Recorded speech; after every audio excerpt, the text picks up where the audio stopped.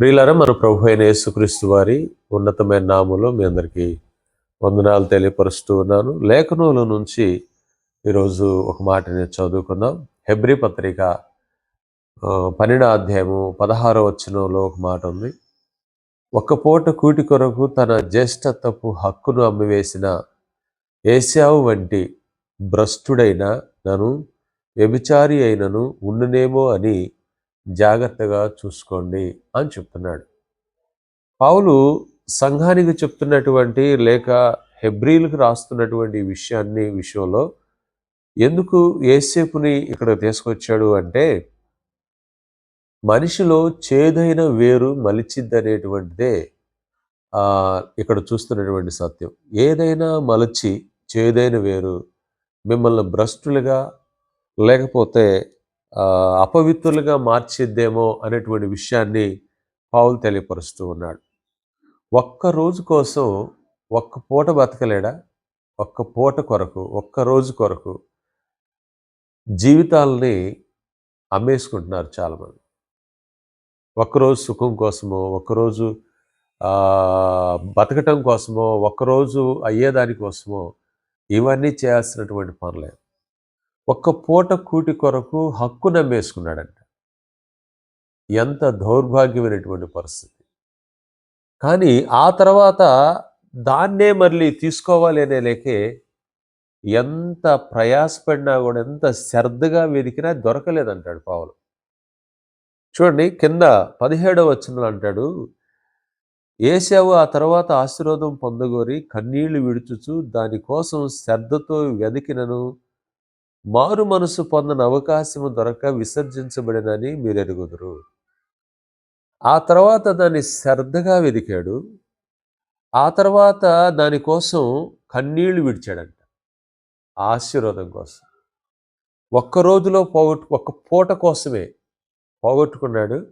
దానికోసం శ్రద్ధగా, దానికోసం మనస్ఫూర్తిగా కన్నీళ్లు కార్చి అడిగాడు తండ్రిని, ఒక్క ఆశీర్వాదం అన్నా లేదా తండ్రి అని.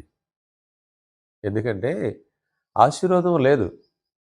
ఇక్కడ రాసినటువంటి మాటలో ఉన్నటువంటి భావాన్ని మనము ఆది కాండంలో గనక చూడగలిగితే, ఆది కాండంలో దేవుడు ఈ విధంగా మాట్లాడాడు. ఆ సందర్భంలో ఏం మాట్లాడాడు అనేటువంటిది చాలా జాగ్రత్తగా మనం ఇక్కడ తెలుసుకుందాం. ఆది కాండములో నుంచి ఈ మాటని మనం చదువుకుందాం. 25వ అధ్యాయము ఏమంటాడంటే ఇక్కడ 33వ వచనంలో, యాకోబు నేడు నాతో ప్రమాణము చేయమనెను.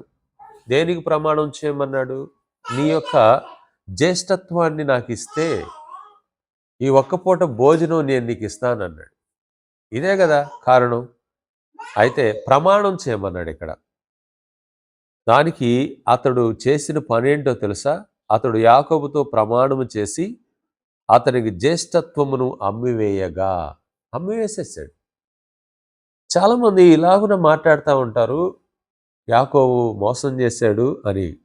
కానీ గమనించుకోండి, యాకోబు తన యొక్క ఉన్నతమైనటువంటి ఆలోచనతో ఉండేటువంటి అవకాశాన్ని ఉపయోగించుకొని ఏశావు దగ్గర కొనుక్కున్నాడు దాన్ని. మనం ఏదన్నా కొన్న తర్వాత, లేకపోతే మనం ఏదైనా అమ్మిన తర్వాత అది మనదని మనం చెప్తే అది ఎంత అవినీతి, ఎంత అసహ్యంగా చూస్తారు. కక్కిన దానికోసము కుక్క మరలా వాంతికి తిరిగినట్టుగా అలా తిరగటమే కదా. ఆ భ్రష్టమైనటువంటి ఆలోచన ఎందుకు వస్తుందంటే, ఇక్కడ అమ్మివేసినటువంటి, అందుకే హెబ్రీ పత్రిక రాస్తున్న పౌలు చెప్తున్నటువంటి విషయం ఏంటంటే, ఒక్క పూట కూటి కొరకు హక్కు నమ్మేసుకున్న భ్రష్టుడు అన్నాడు. ఆ భ్రష్టుడైనటువంటి వాడు ఎలా అడుగుతాడు మరలా ఆశీర్వాదం అడగటానికి అర్హతే లేదు.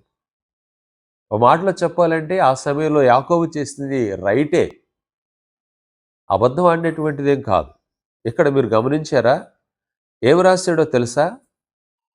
జ్యేష్ఠత్వాన్ని తృణీకరించాడంట. అసలు అక్కడ హెబ్రీ పత్రికలో రాస్తాడు, జ్యేష్ఠత్వమును అమ్మివేసుకున్నటువంటి వ్యభిచారి అన్నాడు. జ్యేష్ఠత్వాన్ని అమ్మివేసుకున్న వ్యభిచారి అంటున్నాడు.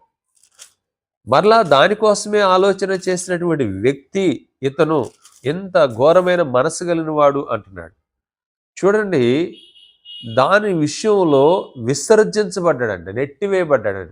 దీనికి పాత్రుడు కాదు అంటున్నాడు. అయితే భ్రష్టుడు, వ్యభిచారి దేవుని రాజ్యానికి వారసులు కాలేదు, ఆశీర్వాదానికి అసలు అర్హులే కాదు. మరి మోసం చేశాడని చెప్తా ఉంటాం కదా మనం. చాలామంది బల్లగుద్ది అమ్మి వేసుకున్నాడు. అతను అమ్మేసిన తర్వాత ఏసేపు ఎలా అయింది? పెద్దవాడు ఎలా అవుతాడు? పెద్దతనాన్ని, పెద్దరికాన్ని, మనకున్నటువంటి స్టేజీని అమ్మి వేసుకొని చిన్నవాటికే, కొన్ని వాటికే, ఒక్క పూటకే అన్నం కోసమో లేకపోతే మన కోరిక తీరటాని కోసమో అణుచుకోలేక చేసేటువంటి ఒక్కరోజు చేసే తప్పే జీవితకాలం వెంటాడింది. సో అందుకని చెప్పేసి ఆ తర్వాత మరలా ఆ గ్యాప్ పొడవాలి అంటే అది పొడవలేక నెట్టివేయబడ్డాడండి. నువ్వు పనికిరానటువంటి వాడవు అనేటువంటి మాట రాశాడు ఇక్కడ. అయినా కన్నీళ్లతో వెదికాడు, తర్వాత శ్రద్ధతో వెదికాడు. అయితే మారు మనసు పొందని అవకాశం దొరకలేదంటాడు ఇక్కడ. మారు మనసు పొందని అవకాశం దొరకలేదంట.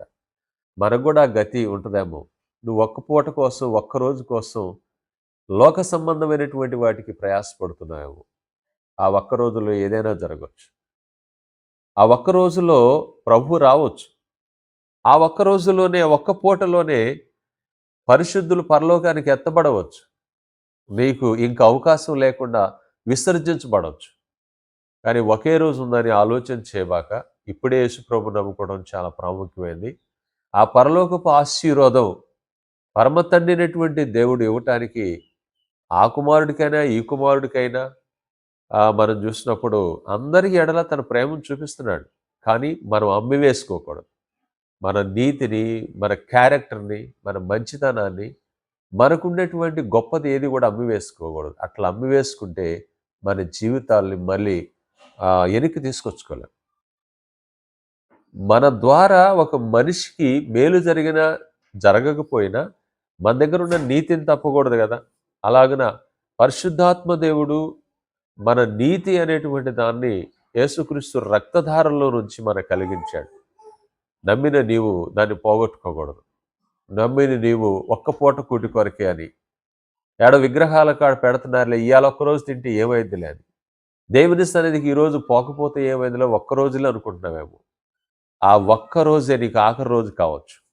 కనుక ఏ రోజు మన చేతుల్లో లేదు, దేవుని చేతుల్లో ఉంది. మనం నిన్నటి వారమే అని చెప్పేసి భక్తులు తెలియపరిచారు. కాబట్టి ఏంటంటే జీవితకాలం నమ్మకంగా, యథార్థంగా యాకోబు వలె ఆశీర్వాదాన్ని పొందడానికి చూడాలి, కానీ తండ్రి దగ్గర అమ్ముకోవటానికి ప్రయత్నం చేయకూడదు. నువ్వు అమ్మబడకూడదు. నీకోసం కలవరిచిలులో నిన్ను కొనటానికి, యాకోబు వలె కొనటానికి నీకోసం ప్రాణం పెట్టి రక్తము కార్చిన ఆయన ఉన్నాడు. యాకోబు తన జ్యేష్ఠత్వం లేకపోయినా దాన్ని కొనుక్కున్నాడు. అలాగనే యేసయ్య మనలందరినీ కొనటానికి ఆయన రెడీగా ఉన్నాడు. అయితే ఆయనకు సొత్తు అవటానికి, ఆయన వాడి అవటానికి ఈరోజు ఆయన తీర్మానం చేసుకో.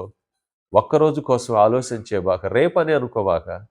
రేపు నీదో కాదో తెలియదు. ఈరోజే యేసు ప్రభు నమ్ముకొని, ఈరోజే ప్రభుకి దగ్గరగా, అంటే ఎలాంటి అవినీతి పనులు మనం చేయకుండా ప్రభుకి దగ్గరగా బ్రతకటానికి ఇష్టపడదాం.